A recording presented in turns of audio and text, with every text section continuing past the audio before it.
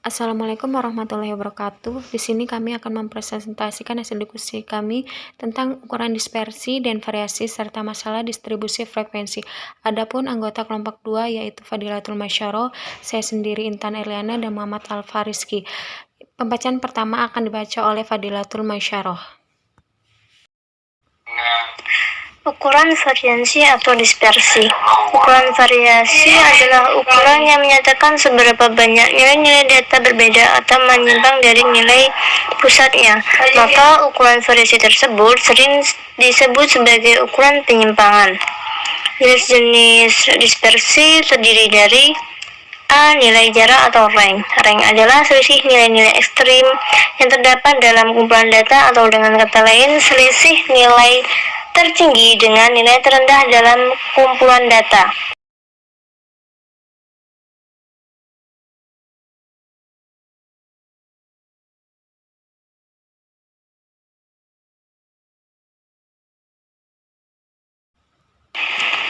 Rumusnya sendiri yaitu Xn min Xi, di mana Xn adalah nilai maksimum atau nilai terbesar, Xi yaitu nilai minimum atau nilai terkecil. Nilai simpangan rata-rata atau mean deviation. Mean deviation dapat didefinisikan sebagai mean dari deviasi nilai-nilai individu yang diambil harga mutlaknya. Jika serangkaian nilai-nilai observasi X1, X2 sampai Xn memiliki rata-rata X, maka deviasi nilai-nilai di atas dari X berturut-turut dapat dinyatakan sebagai yang sama dengan X bar sama dengan sigma batas atas N batas bawah I sama dengan 1 Xi per N.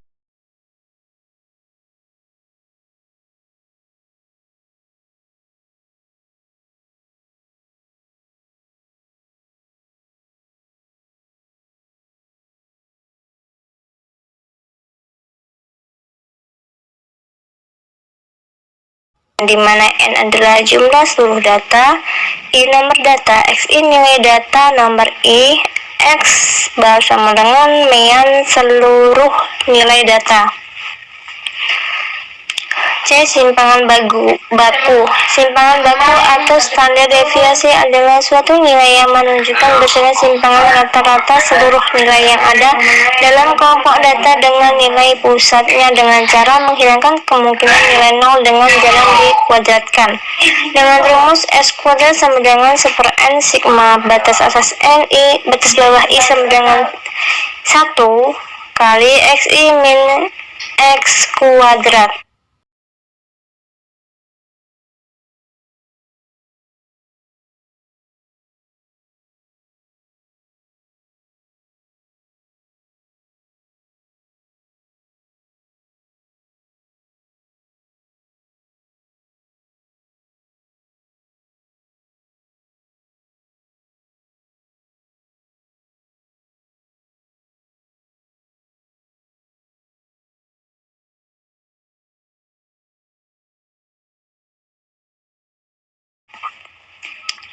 Varians dan standar deviasi populasi dengan rumus theta kuadrat sama dengan sigma batas atas N batas bawah I sama dengan 1 kali Xi min mu kali mu kuadrat min N per N.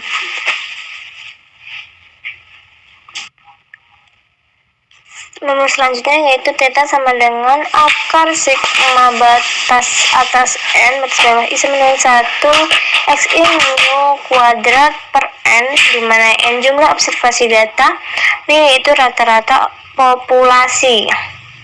Dengan mengadakan sedikit manipulasi matematis atau operasi aljabar, maka rumus standar deviasi tersebut dapat dirubah menjadi A untuk sampel berukuran besar NB besar 100, yaitu S sama dengan akar N sigma Xi kuadrat min sigma Xi kuadrat per N kuadrat. Untuk sampel berukuran lebih kecil dari 100 bisa dirumuskan sebagai S sama dengan akar N sigma Xi kuadrat min sigma Xi kuadrat per N kali N min 1.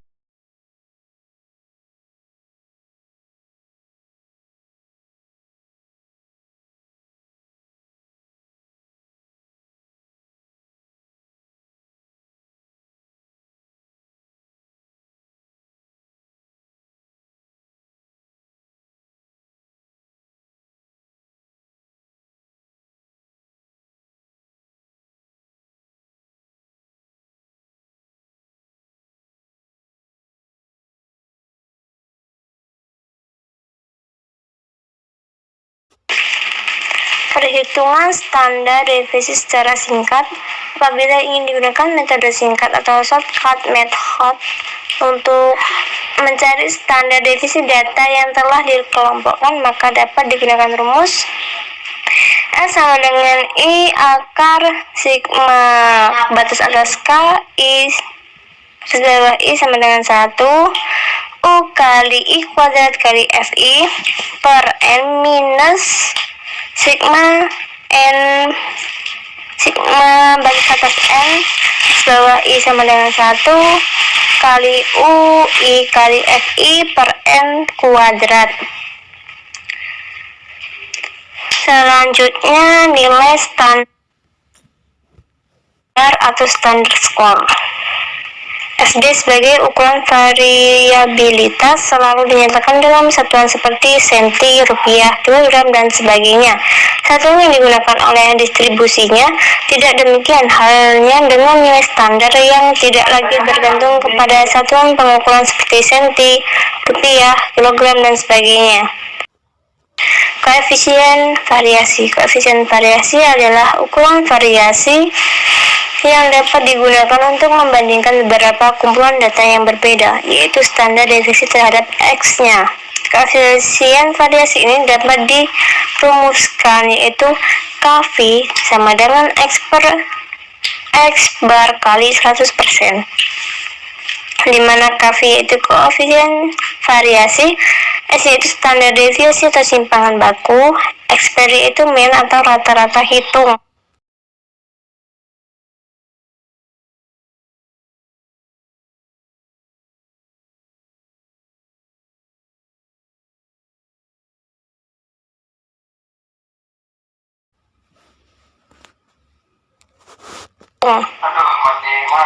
Pengukuran kemenjangan. Apabila satu distribusi memiliki bentuk simetris, maka X sama dengan MD sama dengan mod. Dan jika distribusi tersebut tidak simetris, maka X sama dengan MD sama dengan MOD. Nah, distribusi yang tidak simetris tersebut akan berkonsentrasi pada salah satu sisa atau kurvanya akan melenceng atau condong. Untuk mengetahui konsentrasi distribusi ke arah kanan atau kiri, kita dapat menggunakan koefisien kemenjangan Pearson atau koefisien squareness Pearson. Koefisien kemenjangan Pearson ini merupakan nilai tanpa satuan dan merupakan nilai selisih rata-rata dengan modus dibagi dengan standar deviasi. SK sama dengan X min mod X bar per S,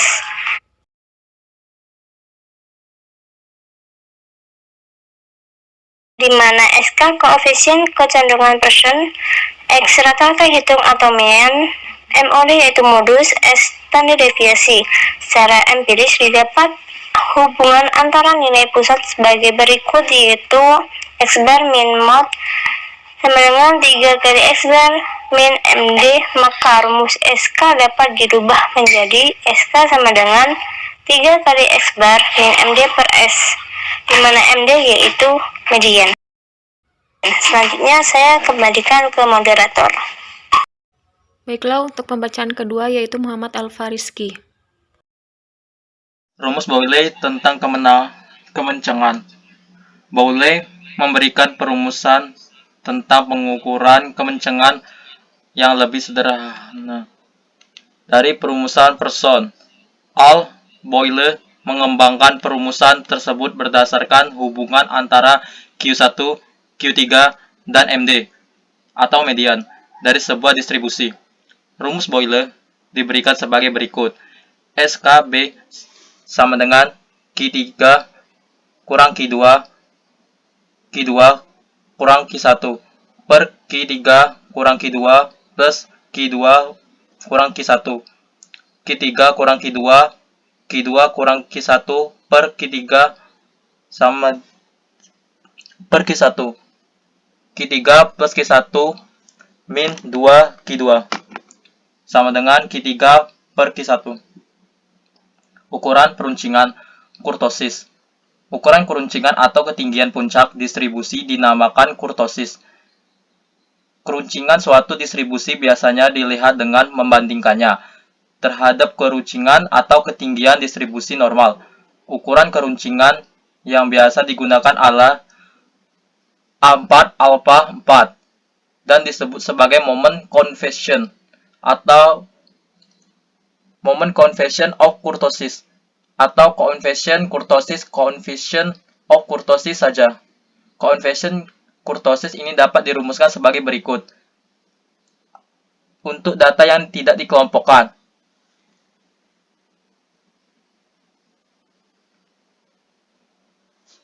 X4 sama dengan coefficient kurtosis N jumlah data, XI nilai data yang ke-1, X rata-rata hitung.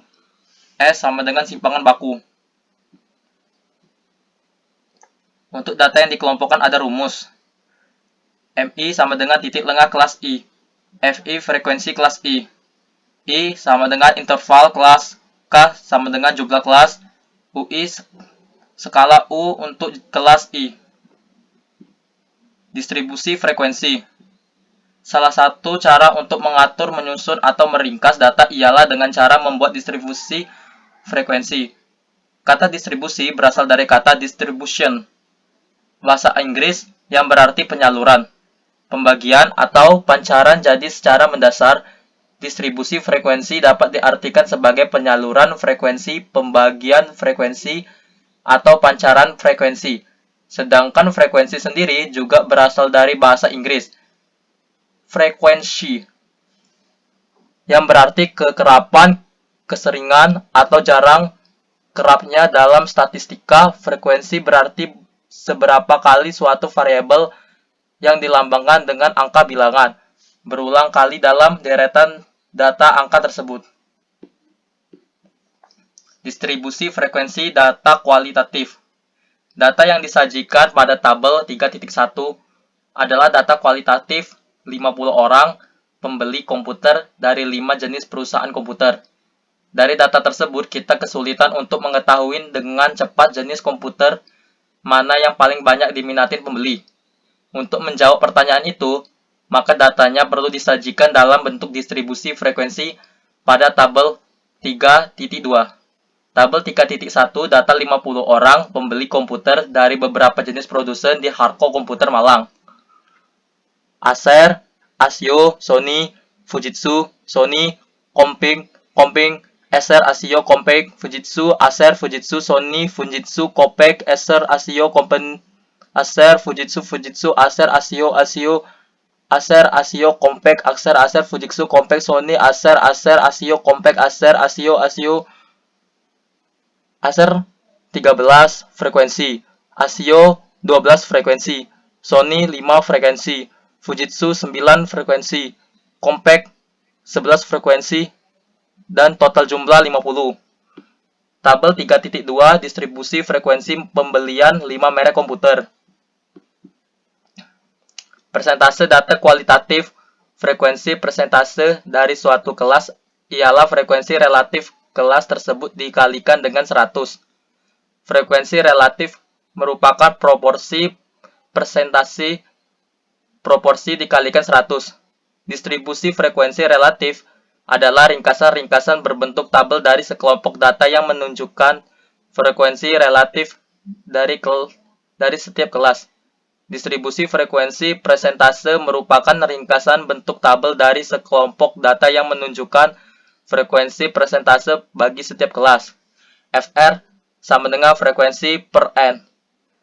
Tabel 3.3 distribusi frekuensi relatif dan persentase pembelian komputer. Acer frekuensi relatif 0,26, frekuensi persentase persen 26, ASIO frekuensi relatif 0,24, frekuensi persentase persen 24, Sony frekuensi relatif 0,10, frekuensi persentase persen 10, Fujitsu frekuensi relatif 0,18, frekuensi persentase persen 18, Compaq 0,28, 0,22, frekuensi persentase persen 22, total 100, frekuensi persentase persen 100. Distribusi frekuensi data kuantitatif. Definisi tentang distribusi frekuensi berlaku baik untuk data kualitatif maupun kuantitatif. Meskipun demikian, kita harus lebih hati-hati dalam menentukan kelas yang digunakan pada distribusi frekuensi. Ada 3 hal yang perlu diperhatikan dalam menentukan kelas bagi distribusi frekuensi untuk data kuantitatif, yaitu jumlah kelas, lebar kelas, dan batas kelas. Kategori kelas. Dalam distribusi frekuensi kuantitatif terdapat 2 macam, yaitu kategori data tunggal dan kategori data kelompok, atau bisa disebut juga dengan bergolong. A. Distribusi frekuensi data tunggal. Distribusi frekuensi tunggal merupakan jenis distribusi frekuensi yang mengelompokkan data mentah berdasarkan kategori tunggal, bukan sekelompok ungrouped data. Biasanya jenis ini digunakan untuk jenis data yang jarak interval nilai tertinggi dan terendah maksimal 10. Nilai ujian tengah semester mata kuliah statistik pendidikan dari 40 siswa non-reguler pendidikan ekonomi Unmul tahun 2011 adalah sebagai berikut: 80, 50, 70, 40, 40, 50, 70, 70, 60, 40, 70, 60, 60, 50, 50, 80, 80, 70, 60, 50, 50, 60, 70, 80, 40, 50, 70, 60, 70, 60, 70, 70, 60, 60, 80, 60, 60, 40, 40, 50. Langkah-langkah membuat distribusi frekuensi adalah: buatlah tabel dengan 3 kolom terdiri atas kolom 1, kuantitas komplain, kolom 2, jari-jari, dan kolom 3, frekuensi. Tentukan nilai terendah dan tertingginya, kemudian masukkan sebagai kriteria dalam kelas. Lakukan tabulasi berdasarkan kolom atau baris. Isi frekuensi yang ada berdasarkan hasil jari-jari. Adapun hasil data di atas dapat disajikan dalam secara lebih ringkas dalam bentuk tabel distribusi frekuensi data tunggal sebagai berikut. Tabel 3.4 distribusi frekuensi data tunggal. Nilai 40, frekuensi 7, nilai 50, frekuensi 7, nilai 60, frekuensi 11, nilai 70, frekuensi 10, nilai 80, frekuensi 5. Total frekuensi 40. B. Distribusi frekuensi kelompok. Distribusi frekuensi kelompok merupakan jenis distribusi frekuensi yang mengelompokkan data mentah berdasarkan kategori kelompok. Grouped data. Sebuah distribusi frekuensi memiliki bagian-bagian pokok sebagai berikut. Kelas. Kelas merupakan kelompok nilai data. Variabel penentuan jumlah kelas diserahkan sepenuhnya kepada penyusun distribusi frekuensi. Kelas bisa kita rumuskan menjadi K sama dengan 1 plus 3,3 log N. Batas kelas. Batas kelas adalah nilai-nilai kelas yang membatasi kelas satu dengan kelas yang lain. Ada 2 batas kelas, yaitu batas kelas bawah yang terdapat pada sisi kiri setiap kelas serta batas kelas yang terdapat pada sisi kanan setiap kelas. Rumus penentuan batas kelas yakni B besar B kecil plus I per 1 batas bawah I interval kelas. Tepi kelas. Tepi kelas atau batas kiri. Batas real kelas adalah batas kelas yang tidak memiliki lubang untuk angka tertentu antara kelas yang satu dengan yang lain, yang terdiri atas tepi bawah kelas serta tepi atas kelas.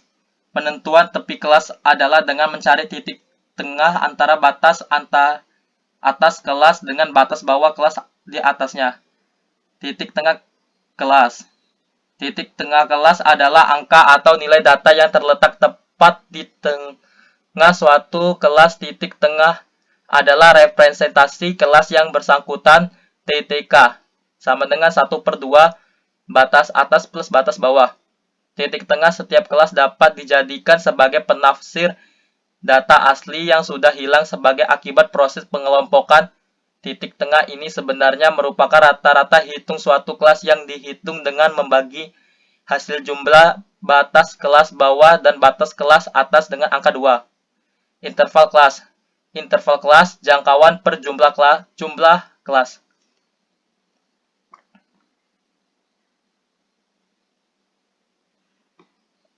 Frekuensi kelas. Frekuensi kelas adalah banyaknya data yang termasuk di dalam kelas tertentu. C. Menyusun tabel distribusi frekuensi kelompok. Jika penyebaran angka atau skor atau nilai yang akan disajikan dalam bentuk tabel, distribusi frekuensi mempunyai data yang besar, maka perlu dibuat tabel seperti disajikan di atas. Langkah-langkah menyusun data kelompok. Yang pertama, menghitung besarnya jangkauan data. Kedua, menghitung jangkauan rank. Ketiga, menghitung banyak kelas. Keempat, menghitung panjang kelas interval. Kelima, menentukan batas atas dan batas bawah. Keenam, mempersiapkan tabel distribusi frekuensi. Penyajian grafik distribusi frekuensi. Penyajian data frekuensi dengan grafik frekuensi yang sederhana umumnya lebih menarik perhatian dan mengesankan dalam metode statistik. Grafik frekuensi yang sering digunakan dalam analisa statistik antara lain, yang pertama histogram, kedua poligon frekuensi, atau bahasa Inggrisnya frekuensi poligon, dan yang terakhir kurva frekuensi yang diratakan smoothed frekuensi curve. A. Histogram frekuensi. Histogram acap kali dianggap sebagai grafik frekuensi yang bertangga. Salah satu fungsi histogram ialah menggambarkan benda antar kelas dalam distribusi. Dalam hal ini, histogram merupakan serangkaian 4 persegi panjang yang memiliki alas sepanjang interval antara kedua tepi kelas dan memiliki luas sebanding dengan frekuensi pada kelas tersebut. Sumbu data melukiskan data kelas interval. Jika ujung bawah kelas interval pertama cukup besar harganya, maka pada sumbu datar horizontal antara titik asal dan harga terjadi pemutusan. Baiklah, untuk selanjutnya saya serahkan kepada Intan Erliana. Selanjutnya, saya akan membacakan materi tentang B. Poligon frekuensi. Jenis grafik lain yang banyak digunakan dalam menyajikan distribusi frekuensi adalah poligon. Dasar pembuatan poligon frekuensi sama halnya dengan pembuatan histogram, sesuai dengan namanya yang berarti banyak sudut. Poligon memang berbentuk garis patah-patah yang menghubungkan antara titik-titik tengah pada setiap puncak batang histogram, sehingga tampak seperti benda bersudut banyak. Bentuk poligon frekuensi dapat digabung dengan histogram seperti disajikan pada gambar 3.3 di bawah ini. Kita lihat baik-baik yang disajikan. Selanjutnya, distribusi frekuensi relatif. Frekuensi distribusi perlu dinyatakan dalam bentuk persentase atau proporsi. Distribusi yang berfrekuensi seperti itu dinamakan distribusi frekuensi relatif atau F atau rel, atau distribusi presentasi atau F%. Adapun nilai frekuensi relatifnya diperoleh dengan membagi nilai frekuensi masing-masing kelas interval dengan jumlah data dikalikan dengan 100%, atau dengan menggunakan rumus sebagai berikut. F% baris pertama sama dengan FABS pertama per N dikali 100%. Tabel 3.7 di bawah ini menyajikan kembali data dari tabel 3.6 tentang hasil perolehan belajar. Metodologi penelitian yang telah ditambah dengan satu frekuensi relatif F. Dengan tabel di bawah ini, kelas interval 35-44 frekuensinya 3, F%-nya 3,75.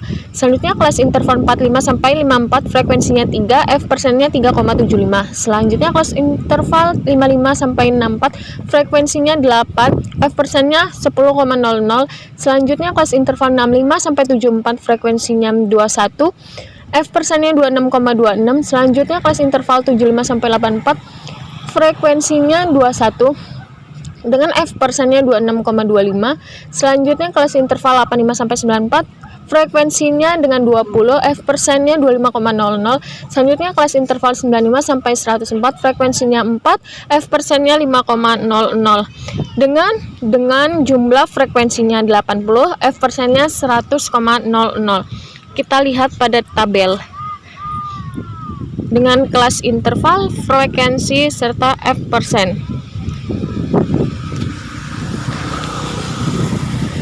Baiklah, Kita lihat tabel selanjutnya, kita akan melanjutkannya. Distribusi frekuensi kumulatif. Distribusi frekuensi kumulatif kurang dari, dengan melihat kelas interval kurang dari 35 frekuensinya 0, kurang dari 45 frekuensinya 3, kurang dari 55 frekuensinya 6, kurang dari 65 frekuensinya 14, kurang dari 75 frekuensinya 35, kurang dari 85 frekuensinya 56, kurang dari 95 frekuensinya 76, kurang dari 105 frekuensinya 80. Selanjutnya distribusi frekuensi kumulatif atau lebih.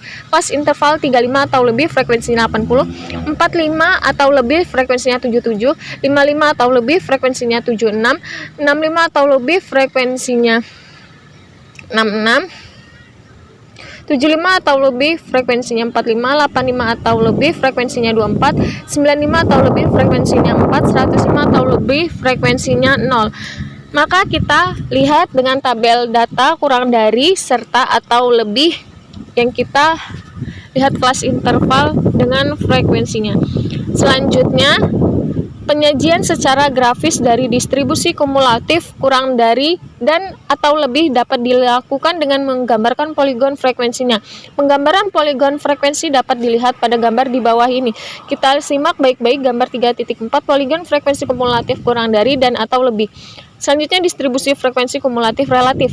Distribusi frekuensi kumulatif relatif ialah apabila nilai Fkum dalam frekuensi kumulatif diubah dalam persen. Distribusi frekuensi kumulatif relatif atau lebih, kita lihat kelas interval dalam tabel 35 atau lebih frekuensinya 80, F persennya 100,00, 45 atau lebih frekuensinya 77, F persennya 96,25, 55 atau lebih frekuensinya 76, F persennya 95,00, kelas interval 65 atau lebih frekuensinya 66, F persennya 82,50. Selanjutnya 75 atau lebih frekuensinya 45, F persennya 56,25. Selanjutnya 85 atau lebih frekuensinya 24, F persennya 30,00. Selanjutnya 95 atau lebih frekuensinya 4, F persennya 5,00.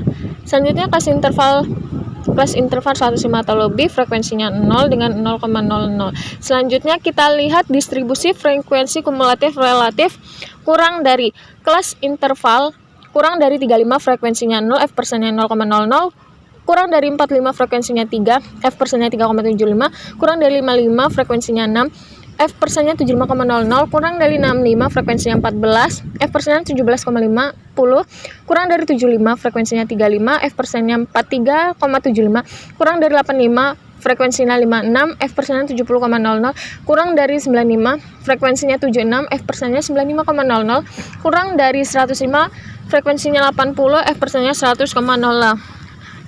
Kita lihat tabel yang terdapat frekuensinya. Selanjutnya kita lihat contoh soal 1.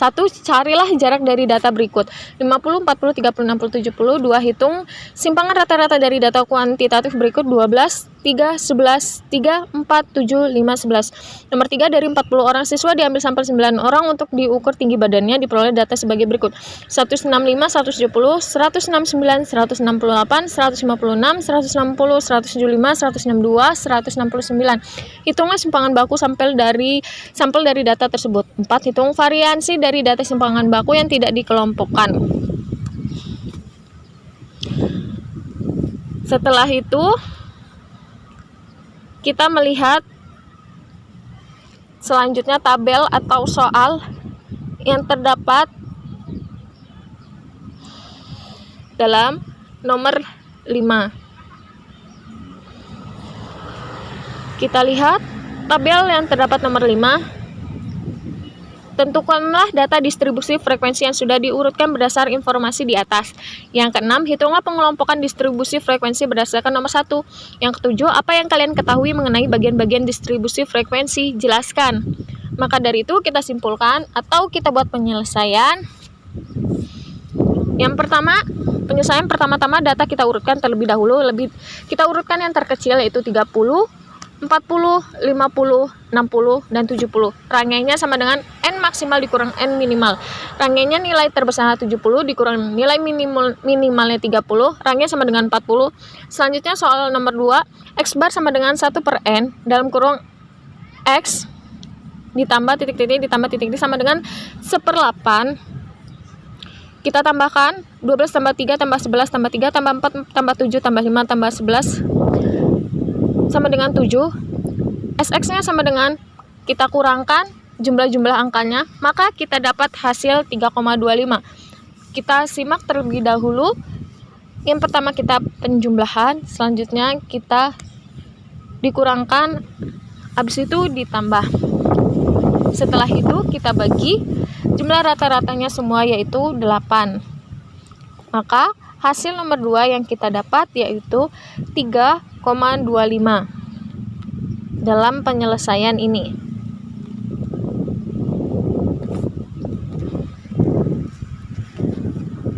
Oke, selanjutnya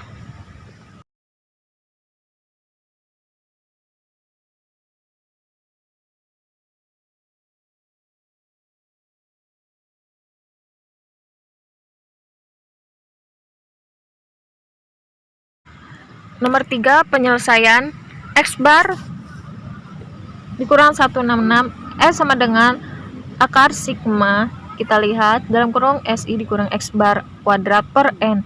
S sama dengan akar 1 ditambah 16 tambah 9 tambah 100 ditambah 36 ditambah 81 ditambah 16 ditambah 9 per 9 dikurang 1. Maka hasilnya sama dengan akar 272 dibagi 8 sama dengan hasilnya 5,83. Selanjutnya penyelesaian dari nomor 4, dari hasil perhitungan data simpangan baku yang tidak dikelompokkan pada soal nomor 3 diperoleh S sama dengan 5,83. Maka S2 sama dengan dalam kurung 5,83 kuadrat sama dengan 33,99. Penyelesaian nomor 5, data terurut. Maka kita lihat data yang terurut dari angka 13 yang paling terkecil dan angka yang terbesar yaitu 44. Data terkecil yaitu 13, data terbesar 44, jumlah data sama dengan 80. Maka kita lihat satu persatu data tabel yang terurut, bahwa kita lihat angka yang terkecil 13 dengan angka yang terbesar 44. Selanjutnya pengelompokan jumlah kelas. K sama dengan 1 ditambah 3,3 log N. K sama dengan 1 tambah 3,3 log 80. K sama dengan 7,280 dibulatkan ke atas menjadi 8. Rangnya R sama dengan DB dikurang BT. R sama dengan 44 dikurang 13. R sama dengan 31. Panjang kelas I sama dengan E per K. I sama dengan 31 dibagi 8. I sama dengan 3,875. Maka dibulatkan ke atas menjadi 4. Penyelesaian nomor 6. Dengan melihat jumlah kelas, menghitung jumlah kelas, range, serta panjang kelas.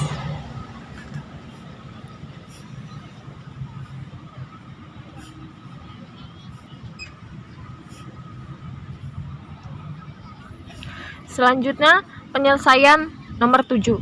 A. Kelas. Kelas adalah kelompok nilai data atau variabel dari suatu data acak. Yang B. Batas kelas adalah nilai-nilai membatasi kelas yang satu dengan kelas yang lain. Yang C. Tepi kelas merupakan batas nyata kelas, yaitu batas kelas yang tidak memiliki tempat untuk angka tertentu antara kelas yang satu dengan kelas yang lain. Yang D. Titik-titik tengah kelas atau tanda kelas merupakan angka atau nilai data yang terletak di tengah dari suatu kelas. Yang E. Interval kelas adalah bagian yang memisahkan kelas yang satu dengan kelas yang lain. Yang F. Panjang interval kelas atau luas kelas adalah jarak antara tepi atas kelas dan tepi bawah kelas. G. Frekuensi kelas adalah seberapa banyaknya data yang termasuk ke dalam kelas tertentu dari data acak. Maka kita simpulkan penyelesaian dari A, B, C, D, E, F, dan G yang terdapat dalam tulisan ini. Kita cari kelas-kelasnya. Selanjutnya, conclusion. Penyelesaian yang nomor 1, statistik adalah data, informasi atau hasil penerapan algoritma statistika pada suatu data.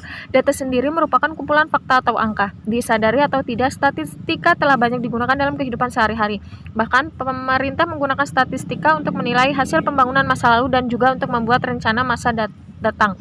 Yang kedua, ukuran variasi adalah ukuran yang menyatakan seberapa banyak nilai-nilai data berbeda atau menyimpang dari nilai pusatnya. Maka ukuran variasi tersebut sering disebut sebagai ukuran penyimpang. Yang ketiga, salah satu cara untuk mengatur, menyusun, atau meringkas data ialah dengan cara membuat distribusi frekuensi. Kata distribusi berasal dari kata distribution dalam bahasa Inggris yang berarti penyaluran, pembagian, dan perancaran. Kita lihat conclusion yang nomor 1, 2, dan 3 yang kita simpulkan dengan statistik. 1, 2, dan 3. Selanjutnya, whisword. Seseorang yang percaya tidak akan bohong, tapi juga mengakui bahwa jika dianalisa beberapa di antaranya tidak akan berarti apa-apa. Definisi dari pelaku statistik. Evan Esar.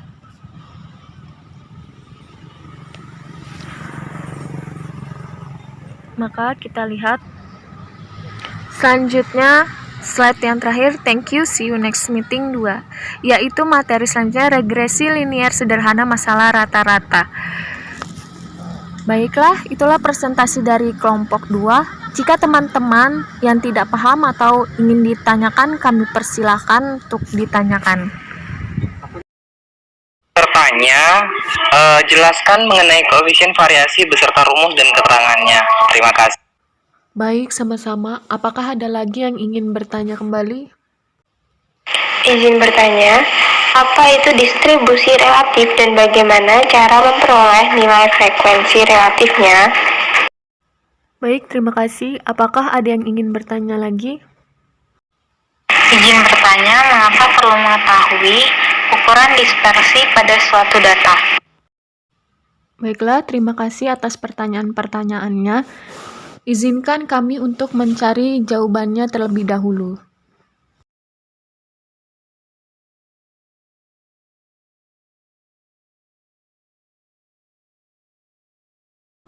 Baik, di sini saya akan menjawab pertanyaan dari Ahmad Nur Yasin. Pertanyaannya, jelaskan mengenai koefisien variasi beserta rumus dan keterangannya.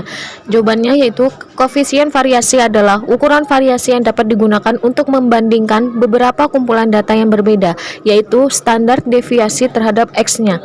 Koefisien variasi ini dapat ditemukan dengan rumus KV sama dengan S per X dikali 100%. Keterangan KV sama dengan koefisien variasi, S sama dengan standar deviasi atau simpangan baku, X sama dengan mean rata-rata hitung. Bagaimana Ahmad? Apakah sudah jelas? Baik, terima kasih atas jawabannya. Baik, saya akan menjawab pertanyaan dari Tika Mutiara. Pertanyaannya, apa itu distribusi relatif dan bagaimana cara memperoleh nilai frekuensi relatifnya? Jawabannya, distribusi frekuensi relatif adalah sebuah tabel yang berisi nilai-nilai data, dengan nilai-nilai tersebut dikelompokkan ke dalam interval-interval kelas, dan tiap interval kelas masing-masing mempunyai bilangan frekuensi dalam bentuk presentase.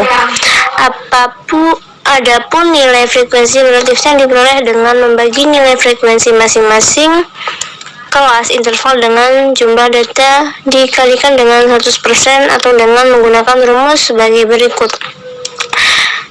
F relatif pada baris pertama yaitu F baris pertama per N kali 100%. Bagaimana Tika Mutiara? Apakah sudah jelas? Terima kasih atas jawabannya. Baiklah, di sini saya akan menjawab pertanyaan dari Mustalifah Febrianti. Pertanyaannya ialah, mengapa perlu mengetahui ukuran suatu dispersi? Baiklah, saya akan menjawabnya. Kegunaan pengukuran dispersi, ukuran penyebaran dapat digunakan untuk menentukan suatu apakah nilai rata-rata benar respektif atau tidak. Apabila suatu kelompok data mempunyai penyebaran yang tidak sama terhadap nilai rata-ratanya, atau bisa disebut juga dengan heterogen, maka dikatakan bahwa nilai rata-rata tersebut tidak representatif. Bagaimana Mustalifah Febrianti? Apakah sudah puas dengan jawabannya atau belum? Baik, terima kasih atas jawabannya. Baiklah, demikian pertanyaan yang sudah kami jawab. Untuk presentasi kelompok 2 akan kami akhiri jika tidak ada pertanyaan lagi. Sebelumnya, saya mohon maaf jika ada kesalahan. Saya akhiri, wabillahi taufiq wal hidayah. Wassalamualaikum warahmatullahi wabarakatuh. Warahmatullahi wabarakatuh.